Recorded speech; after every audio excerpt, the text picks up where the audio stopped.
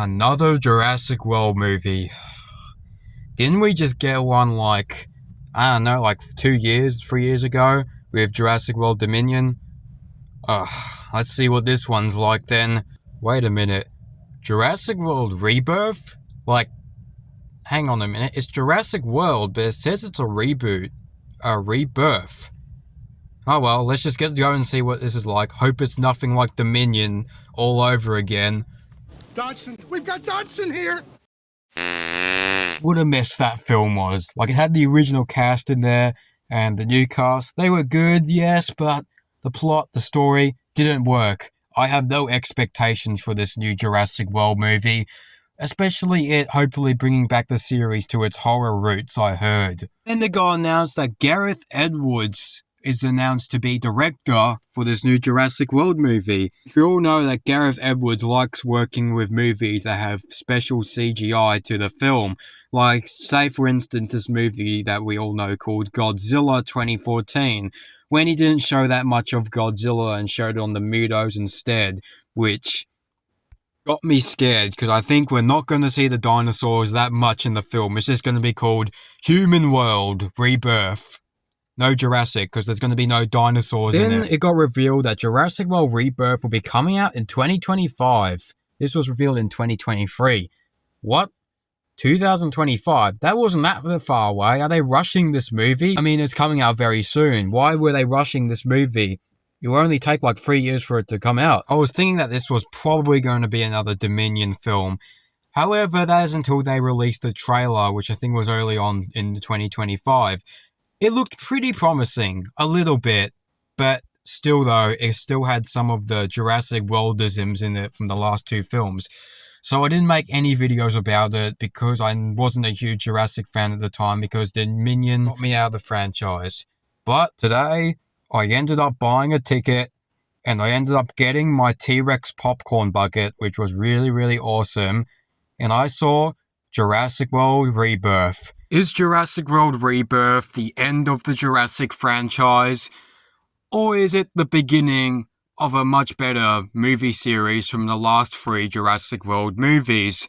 Is Rebirth like Dominion? Well, my thoughts on Rebirth is it wasn't as bad as I was expecting. Now, Rebirth is not a good film. There is a lot of bad things about it. But it wasn't as bad as the last 2 Jurassic World films, which I was kind of disappointed by, but at the same, because I wish they went with a different approach to this film, but at the same time, at least it was better than Dominion. Taking the exact same traditional formula, obviously the Jurassic formula, we have to go to an island. This time, I didn't really like the story or the thing they were going for on the island. They're supposed to get, like, embryos for DNA from 3 big dinosaurs, which is supposed to cure, like, some kind of disease that's spreading between dinosaurs and humans. Like, that plot does sound a bit corny, if I'm being honest. Like, why would a disease spread from a dinosaur to a human? Well, I do not know. The story kind of felt like a video game plot, which kind of ruined it for me. Like, it could have been a good video game rather than a film. Alright, Jurassic Park Survival. Alright, anyway, let's start with the positives of the film. First up, with the characters. They try to have a lot more character development in this film, like Scarlett Johansson, who plays this military girl, which I forgot her name for the film, which they try to have a backstory with her, but it just doesn't work. But still though, I still think ScarJo does a good job in the film as a character. We have Mahershala Ali, who plays Duncan, his name is, which I remember because of ScarJo, screaming Duncan in the trailer. And I thought he was really good in the film as well. However, my favourite character in the entire film is Jonathan Bailey playing Dr. Loomis. He is one of the best characters in the film. He's pretty much called a nerd throughout the film by the characters just because he's a huge dino nut. He thinks that dinosaurs should be treated the same as humans and with a lot more respect, which the other characters don't. Which is why he's my favourite character, because he's a little bit more quirky. Worked for Dr. Alan Grant. And then we have, spoilers, the main villain of the film, well, the human villain of the film, which was another one of those generic Jurassic villains. And this guy kind of reminds me of a mix between Paul Kirby and Lewis Dodson. The only problem I have with his character is the reveal of him being a villain just wasn't special. I mean, I kind of knew that he was the villain in the first place because of all the marketing and stuff. and because he was pretty much the only character that was teased to be a villain, so it wasn't that of a surprise. The film keeps as a kind of secret villain, but it just doesn't work at the end, because you know he's the villain. Then we have the family, which I know a lot of people do not like this family. They say they make stupid decisions. But I mean, families make stupid decisions in Jurassic Park movies anyway. Family was alright and they were okay actors. However, the character I did not like in the family was the boyfriend. They try to make him a bit heroic in the film where he saves his girlfriend. However, I did think he was a bit of a waste of a character. And, well, I was expecting him to die in the film, but they ended up not killing him off. Like, come on, he's literally a wastable character. You should have killed him off.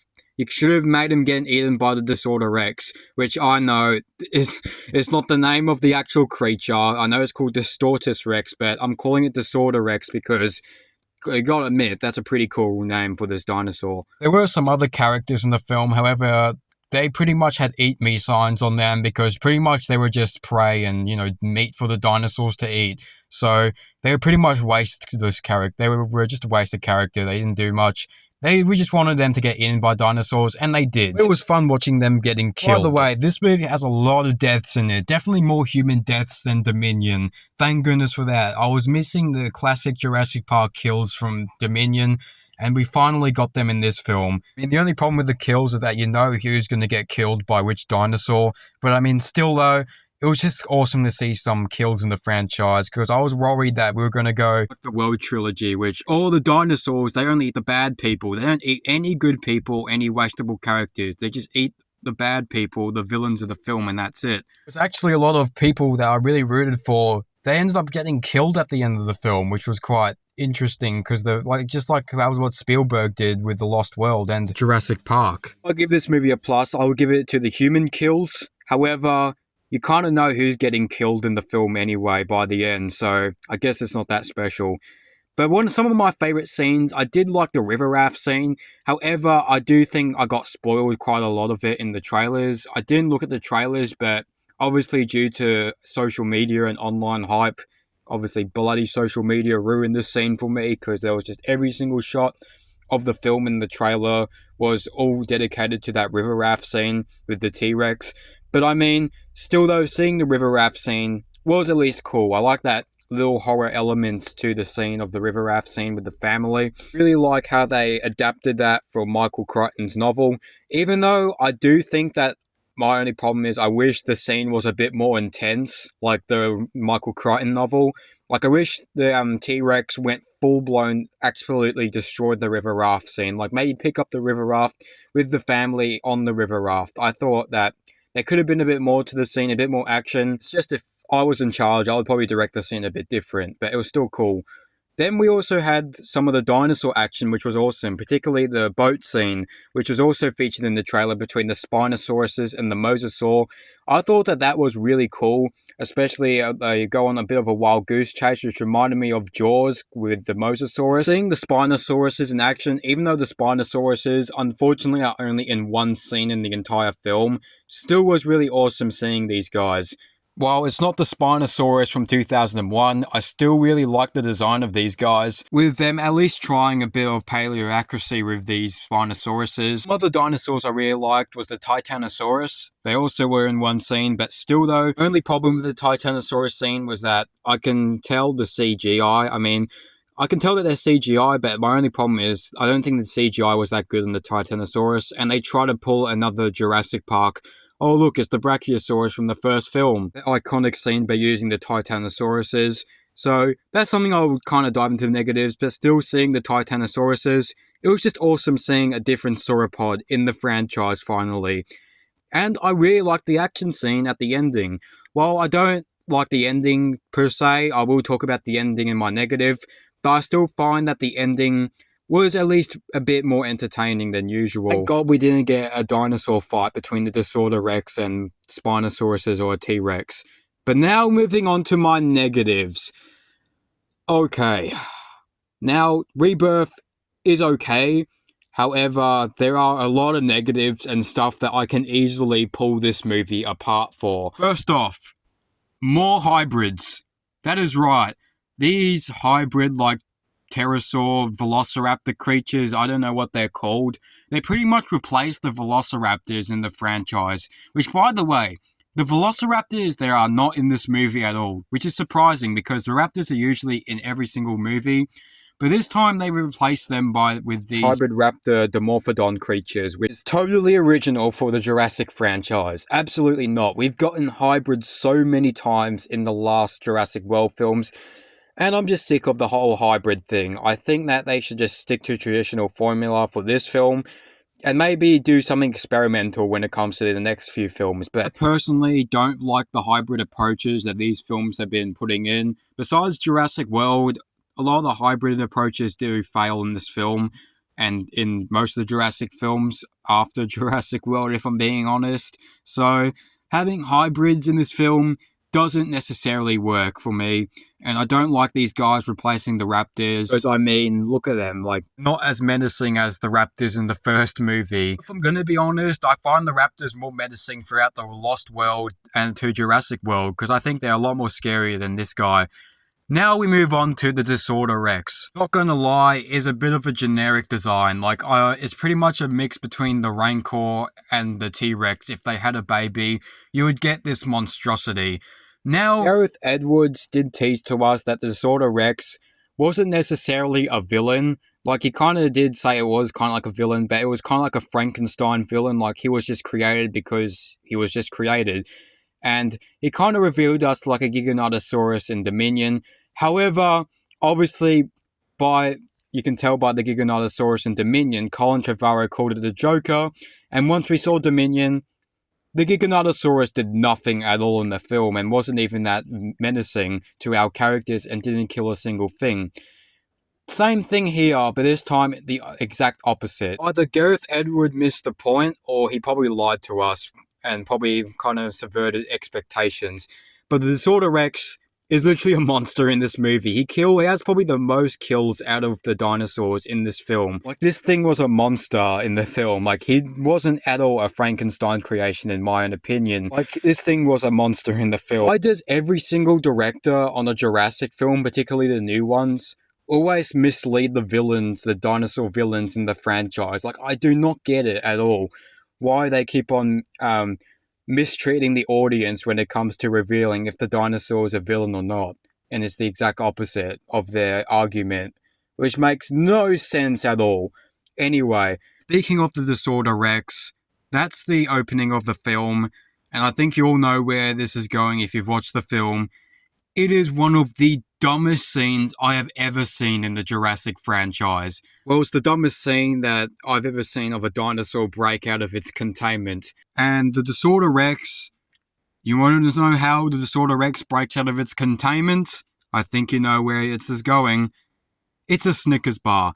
Yes, Snickers bar, a Snickers wrapper, literally breaks free or makes an error into the system that shuts down this laboratory and pretty much makes the dinosaur kill this guy. Which is such dumb. Like, it's so cheesy dumb, which makes it one of the dumbest scenes I've ever seen in the franchise. And, well, I mean, that's the reason that the entire lab really got abandoned in the first place, was just because of a Snickers bar. Absolute genius, David Koepp. The problem I have, which I kind of improved in this film, however, there is a lot of errors, like compared to the first 3 Jurassic World films, at least this one does a bit better, but still though, there's still some issues with the characters in this film. Particularly Scarlett Johansson and Jonathan Bailey's relationship in this movie. We kind of get teased a bit of romantic, a bit chemistry between these two, and a bit of a relationship going on, but the film is kind of not that great at really exploring it that much in the film. Like, we do get some scenes here and there between the two. However, obviously because of the writing and because of pacing issues, I don't think that the film really got their relationships really that well. And that's particularly with the backstories of these characters. Like Scarlett Johansson's backstory, which was like an ex-military operative or something like that. I'm not too sure. All I know was she was pretty much part of the military, and she lost one of her friends who was in the military, which kind of made her depressed after losing that friend. This is what I got from the film. But we don't really get to see, like, this backstory. We only get to in the start of the film, but then there's not, like, a scene where she loses someone and that trauma comes back, or she tries to save someone, like that trauma in the film I ever see. So they could have done it a bit better with hers. Mahershala Ali's character lost his kid, which this plot point I think they did a bit better. However, I wish they could have explored it a bit more. That's when the family is introduced, especially the kid characters when they're introduced, and the family. Mahershala Ali's character wants the kids and pretty much the family safe, and he doesn't want them in the way of any dinosaurs, which happens at the end of the film where I think they're getting chased by the Disorder Rex, which I will cover the ending at the end of this video, so don't worry about that. Other thing that didn't sit right with, I think, me and a lot of other paleontologists and dinosaur fans is Jonathan Bailey calling the Quetzalcoatlus and Mosasaurus dinosaurs, which isn't supposed to be right because he is a paleontologist and he should know that Quetzalcoatlus and Mosasaurus aren't dinosaurs. Also, plot armor. It's a Jurassic film, so there's quite a few characters with plot armor. Also, I did not like how the characters explained about the island in the film. And that's, I think they kind of misrepresented the island and the creatures on the island in the film, particularly the dinosaurs. Throughout the trailer and throughout the film, you get told by the main characters that this is pretty much a testing ground for dinosaurs and that these dinosaurs that were on this island aren't suited for the park, which are pretty much like effed up dinosaurs. They're monstrous and weren't fit for the park. Obviously, the Disorder Rex was one of them, the raptor-looking Dimorphodon. However, the other dinosaurs, particularly the more animal-like dinosaurs in this movie, don't look that menacing enough. They look pretty similar to all the other dinosaurs that we've seen throughout the franchise that were in the park. Like the Quetzalcoatlus, Titanosaurus, and the T-Rex. These dinosaurs don't look that bad. Like, they look similar and they look the exact same to all the other dinosaurs in the franchise that have at least been in the park or wandering around somewhere, which makes no sense. Like, why are these dinosaurs here? Like, InGen had enough dinosaurs for those parks, so they decided not to put these dinosaurs in the park or something. So they left them on this park instead. Or this island, sorry. It's not a Jurassic Park, it's just an island. So, who knows? Anyway, it doesn't make much sense at all that these dinosaurs are supposed to be mutants. Even though they're technically not mutants, they're obviously dinosaurs. Well, they're not actually dinosaurs because in the Jurassic franchise, they're technically theme park monsters. Nothing more and nothing less. Brings me to the ending of the film, which I did not like the ending to this film. If I was in charge, I would have done a few things to the ending, but this is the ending that I did not like. At least we didn't end it with a dinosaur battle. So pretty much the ending is obviously the Disorder Rex pretty much shows up and he kills a bunch of people in a helicopter and pretty much is going after the main characters of the film. It isn't until Duncan, which is pretty much a rip-off of the scene from the first Jurassic Park when Malcolm uses the flare to save the kids who are in the car, uses the flare to distract the Disorder Rex from the survivors who are trying to leave the island on the boat. So he ends up leaving, and he ends up right in front of the Disorder Rex, and that's pretty much all we see. And I thought that Duncan was actually going to die, like he sacrificed himself for the kids and also for everyone to survive off the island. However, obviously in true Jurassic fashion, he ends up living at the end of the film, just like the scene in Jurassic Park 3 when Paul Kirby, we think he gets killed by the Spinosaurus despite being in a crane, and the crane literally exploding, but ends up surviving the ordeal, which this ending disappointed me a lot, because I definitely think it would have been a huge surprise to see one of the main characters actually die, that being Mahershala Ali. However, unfortunately, and I reckon I heard rumors that they were actually supposed to kill him off in that scene, probably because of Universal and because Mahershala Ali is a popular actor, and they want to keep him around for more of Jurassic films. They just ended up not killing him off at the end of the film, which is very disappointing and just a safe generic way to, end the film. The Disorder Rex leaves, and pretty much all our main characters survive. The ending, even though it's such a generic ending to the Jurassic franchise. So, it looked like I was being extremely harsh on this film, which there is a lot of bad things to say about it, but still though, Rebirth is still an enjoyable time, and I found myself entertained. But at the end of the day, is it a good Jurassic Park sequel? No, it definitely is not a great Jurassic sequel. It's probably the best Jurassic World sequel, I would say. But I would say it's not as good as Jurassic World, and it's not as good as the 3 Jurassic Park movies. I don't think this is as good as Jurassic Park 3 too. Well, that's because Jurassic Park 3 I had a bit of nostalgia for, so that's probably why I rank it less than Jurassic Park 3. But this film definitely reminds me of Jurassic Park 3 a bit, like misusing the raptors, and pretty much the ending to this film just reminded me so much of Jurassic Park 3. This film is basically like Jurassic Park 3, which I don't think they ripped off, but still though, at the end of the day, this film I kind of found a bit disappointing, but at the same time, I kind of knew what I was getting into because it's a Jurassic film. Had some hope in Gareth Edwards, and well, I would say Gareth Edwards did do a good job directing this film, and especially the sense of scale with the dinosaurs.